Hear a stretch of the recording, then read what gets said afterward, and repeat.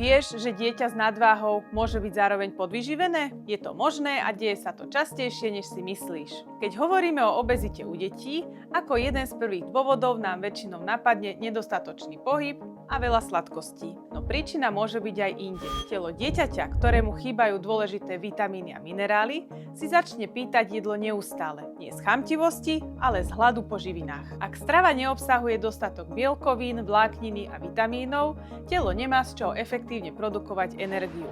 Pri dlhodobom nedostatku živín, ako vitamín D, horčík, železo či vitamíny skupiny B, sa narúša hladina energie, metabolizmus aj regulácia chuti do jedla. Dieťa vtedy logicky siaha po viac kalorických, ale málo výživných jedlách. Ako z toho von?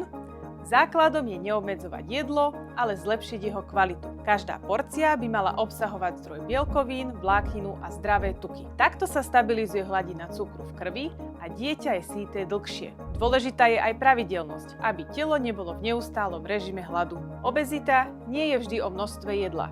Často je varovným signálom, že telu chýbajú dôležité živiny. Čo podľa teba najviac škodí alebo chýba deťom v ich jedálničku? Daj mi vedieť do komentára.